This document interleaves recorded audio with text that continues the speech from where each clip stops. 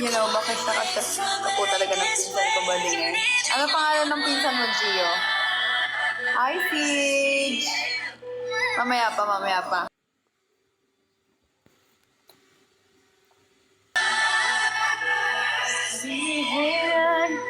Hello.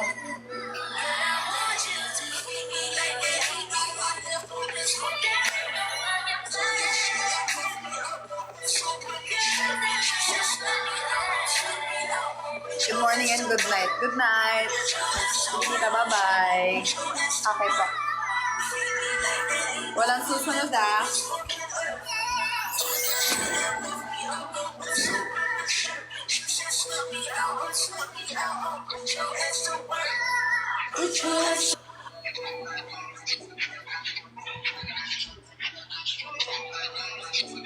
Hi! In 30 minutes, guys.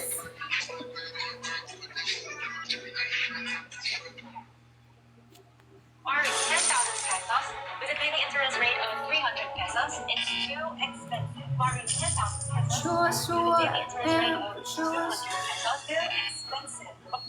Andito. Ganda ni Beijing. Beijing ba to?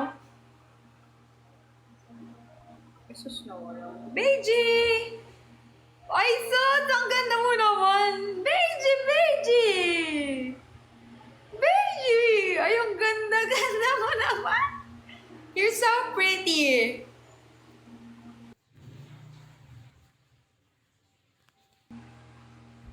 Wala, hindi yan si Moshi, si Kulat yan. Si Kulat yan, hindi yan si Moshi. Moshi, come here! Come here! Tignan niyo si Beiji, guys. Lumapit sa akin, nagpapansin. Ang cute, kamukhang ni Moshi, oh.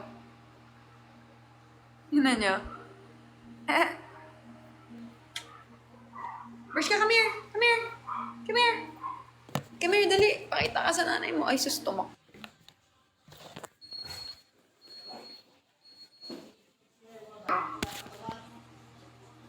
Ellie, thank you. Say hi. Hi. Hi. Sobrang sweet to eh. Ito eh. Ang laki na nila oh. No? Ang ganda-ganda oh. Shady. Thank you, Shady. Adan ka. Ito yung dalawa. Bershka! Bershka! Bershka! Ay, hindi na alam yung name niya. Bershka! Ay, son! Bershka! Bershka! Ay, sus! Andito yung dalawang magkamukha. Beijing! Beijing! Ay, alam yung name naman yan. Beijing! Ay, ang ganda. Bershka! Bershka! Bershka! Ay, si Bailey. Guwaping so. Bailey! Beijing! Beijing! Beijing! Naku, bahala nga kayo. Ayaw niyo naman. Keep trying.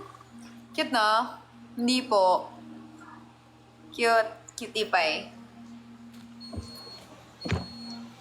Ellie, thank you. Thank you so much, mahal. Thank you, Ellie. Grabe namang flowers yan.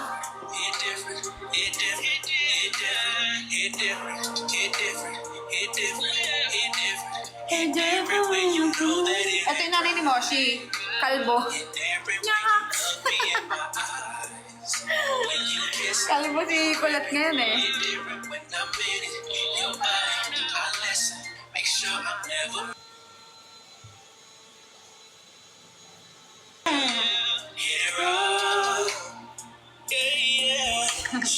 Kulat, hi ka, hi.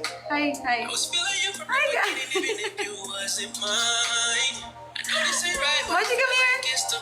Wala si Moshi, ito oh. Si Moshi oh. Moshi! Moshi! Ah, snub ka ah. Bye-bye. Tara. Come on.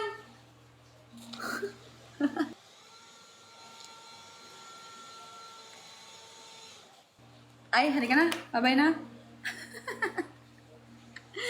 Binabaliw mo ba ako? Ah. Hindi yan si Moshi. Hindi ko papakalbuhin yung mukha ni Moshi. Natutulala na. Naantok kasi sila eh. Mainit dito eh. Kulit, pumayat ka talaga kulit. Yung dalawang bulinggit nasa ilalim. Ay, grabe. Nakakatuwa to.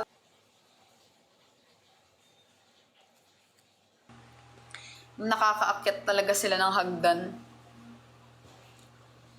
Anong tibok? Hindi ko alam yung tibok eh. It tastes different when I'm blessing you. You've been eating fruit, make me fall in love with you each time you do it. It's a shame, but I can't blame myself for fucking you, cause you do it different. I know it. 14 questions for couples. Who is the better dancer?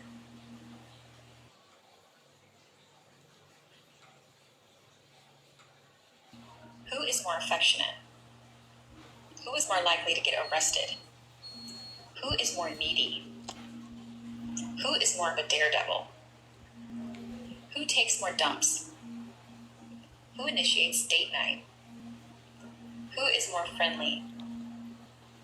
Who initiates a sexy time? Who orders more packages? Who's more likely to crack their phone? Who's more money? You know I love you. I get emotion. I'll stay inside you, stroking slow motion.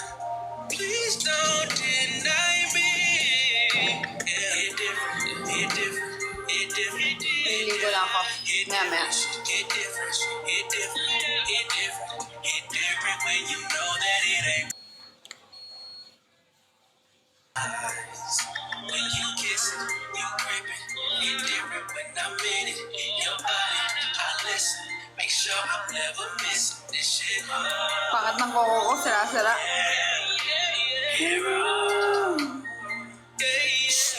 Shit different. Ay, nako, Bailey. No. Just hit me, girl, keep it real. Just hit me when you want Come here. something different, babe. I bang it out. Shit different, second round. And Moshi, come here. Record it, I want it, open up and turn around. It different like that 42 when I'm fucking you. It tastes different when I'm blessing you. Magchat daw si tita sa akin eh. You got so much more room. Pagka dapat nang i-check. Ay guys, may sasabihin ako sa inyo. This time, Sabi niya kasi, nano kay Kahusay Neo. Bakit daw ang ganda ko? Sa word na nano. Alam niyo ba guys, namatay si Nano. Noong isang araw lang.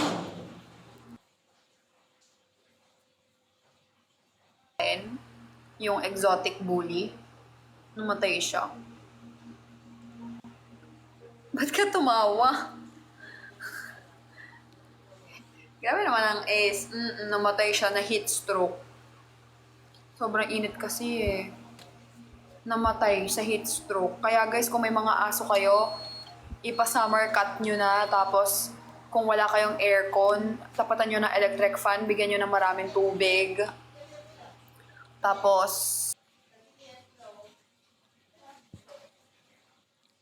o kaya lagyan nyo ng ice.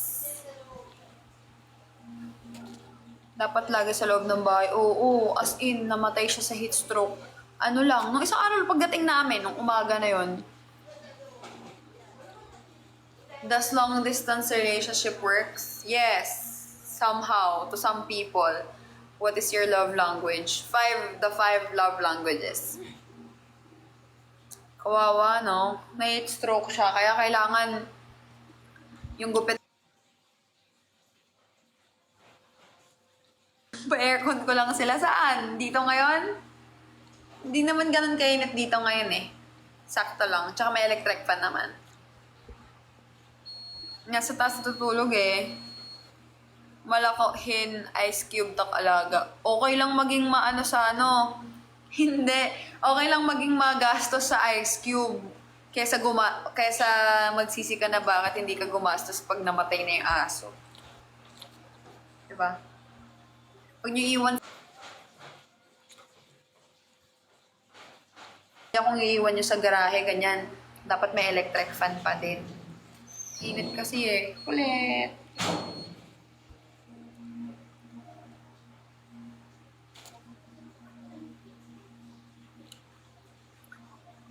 Dalhin sa SM para makatipid sa aircon. Yun lang. Mag-ingat kayo guys sa mga aso nyo. Ingatan nyo yung mga aso nyo. Tsaka, may namatay sa Marikina, may namatay sa rabies Huwag kayo, yung mga aso nyo dapat vaccinated. Dapat saan siya nun himlay? Sa taas, sa terrace. Yung mga aso o pusa ninyo. Thank you, Ella. Yung mga aso po, basta yung mga hayop na inalagaan nyo, i-vaccinate. Grabe naman ang ingay naman yan. Ipa-vaccine nyo, anti-rabies, yung mga year lang naman yun. Pero pag mga puppy, kasi mga 5 times yun eh. Yung mga puppies namin, malapit na rin makompleto, mga 3 pa, ganon. And, yun nga, may namatay din doon na, malapit sa amin. Tao yung namatay dahil sa rabies.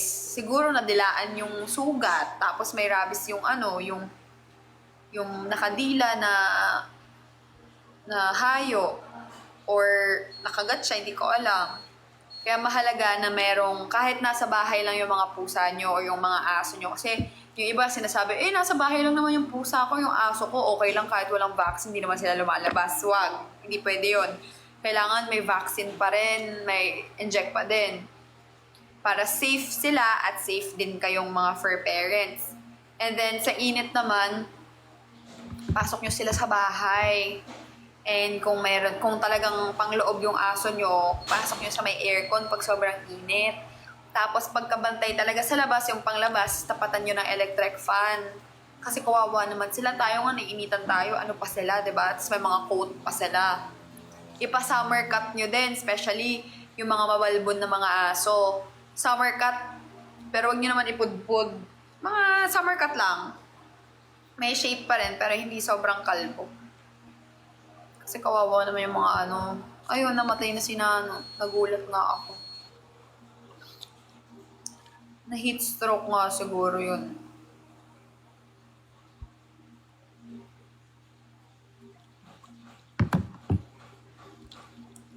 Hey guys, welcome sa mga bagong pasok sa akin.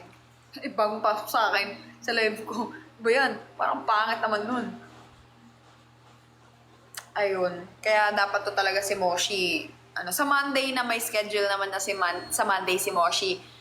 Ko na siya. Tawag na to? Papagroom ko na siya. Tapos, papakuhaan ko ng dugo. Kasi ipapacheck ko yung heart. Guys, sabi din pala ng doktor, mahalaga daw na pinapacheck yung heart ng mga aso or mga pets. Especially pag summer. Para makita yung heart. Kasi prone daw talaga sila sa heart attack, sa heat stroke. Yan. Especially ang poodle, heart diseases usually ang mga sakit nila. Ganon. So, papacheck ko yung blood ni Moshi, yung heart niya ipapacheck ko. Tapos, papalinisan ko na siya ng ngipin. Kapag okay yung result ng, nung heart niya. Ganon. So, maraming gagawin sa kanya sa Monday.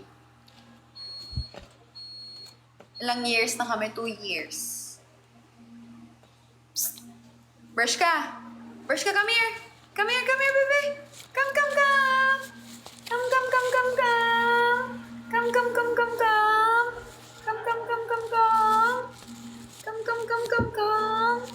Brush ka, come here! Ito ang malambing talaga eh. Talaga yung malambing si Beiji. No, baby? Gotcha!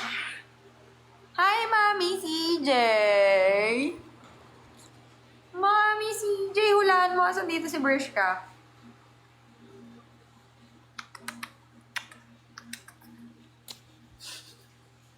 Si Beji, kamukhang ni Moshi, oh. Besh ka.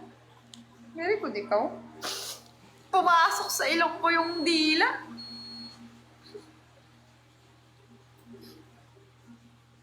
Nagiging mas malambing na to ngayon eh.